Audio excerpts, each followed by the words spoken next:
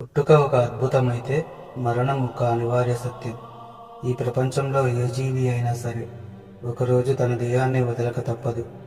కానీ అసలు ఈ చివరి నిమిషాల్లో ఏం జరుగుతుంది? ప్రాణం దేహం నుండి ఎలా విడిపోతుంది? ఇది కేవలం గుండె ఆగిపోవడమేనా, లేక అంతకు మించిన ప్రక్రియ ఏదైనా ఉందా? మరణం అనేది ఒక్క క్షణంలో జరిగేది కాదు, అది ఒక క్రమ పద్ధతిలో జరిగే ప్రక్రియ. Welcome to my YouTube channel, it's show time. ఇప్పటి వరకు ఎవరైనా మన ఛానల్ని సబ్స్క్రైబ్ చేయకపోతే ఇప్పుడే సబ్స్క్రైబ్ చేసుకోండి. ఎందుకంటే ఇలాంటి కొత్త విషయాలు తెలుసుకోవడానికి, అలాగే ఈ వీడియో చూసేటప్పుడు కానీ మధ్యలో అయినా మీకు మన కంటెంట్ నచ్చితే ఒక లైక్ వేసుకోండి, అలాగే షేర్ చేయండి. మీలాగే ఈ విషయాన్ని వేరే వాళ్ళు కూడా తెలుసుకుంటారు. వీలైతే ఒక కమెంట్ కూడా ఇచ్చేయండి. మీ కమెంట్స్తో ఇంకా ఏమైనా టాపిక్స్ గురించి చెప్పడానికి నాకు మంచి ప్రోత్సాహం ఇచ్చిన వాళ్ళు అవుతారు. ఓకేనా? ఇక టాపిక్లోకి వెళ్తే, వైద్యశాస్త్రం ప్రకారం మరణం 2 దశల్లో జరుగుతుంది. ఒకటి క్లినికల్ డెత్, రెండోది బయోలాజికల్ డెత్. క్లినికల్ డెత్ గుండె కొట్టుకోవడం ఆగిపోతుంది, శ్వాస నిలిచిపోతుంది, కానీ మెదడు కణాలు ఇంకా కొన్ని నిమిషాల పాటు జీవించి ఉంటాయి. బయోలాజికల్ డెత్ మెదడుకు ఆక్సిజన్ అందక కణాలు పూర్తిగా నశించిపోతాయి. శ్వాసలో మార్పు, దీనిని డెత్ రాటిల్ అని పిలుస్తారు. శ్వాస తీసుకోవడం కష్టమవుతుంది. ఇంద్రియాల విరమణ, మొదట స్పర్శ, తర్వాత రుచి, చూపు మందగిస్తాయి. అందరికంటే చివరగా పనిచేసేది వినే శక్తి, హియరింగ్. అందుకే మరణించే వ్యక్తి ముందు మంచి మాటలు చెప్పాలని అంటారు.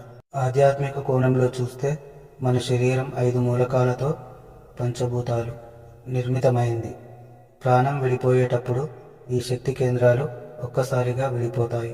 ప్రాణశక్తి యోగశాస్త్రం ప్రకారం ప్రాణం దేహాన్ని వదిలే ముందు శరీరంలోని నవద్వారాలు 9 రంధ్రాల ద్వారా బయటకు రావడానికి ప్రయత్నిస్తుంది.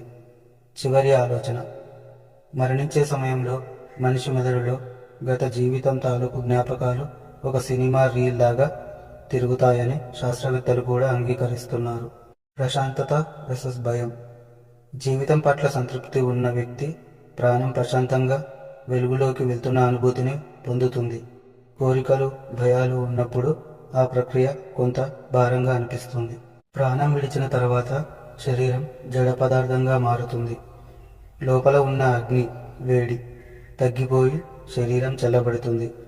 గాలి, శ్వాస విశ్వంలో కలిసిపోతుంది. మిగిలిన దేహం మట్టిలో లేదా అగ్నిలో కలిసిపోవడానికి సిద్ధమవుతుంది. మృత్యువు అంటే ముగింపు కాదు, ఇది కేవలం ఒక శక్తి రూపం నుండి మరొక రూపంలోకి మారడం మాత్రమే.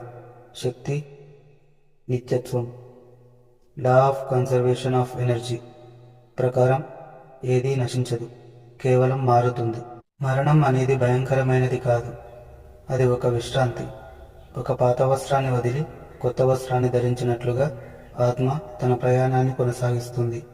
అందుకే ఉన్నప్పుడు నలుగురికి సాయం చేస్తూ మమకారాలను తగ్గించుకుంటే ఆ చివరి 10 నిమిషాల ప్రయాణం అత్యంత ప్రశాంతంగా సాగుతుంది.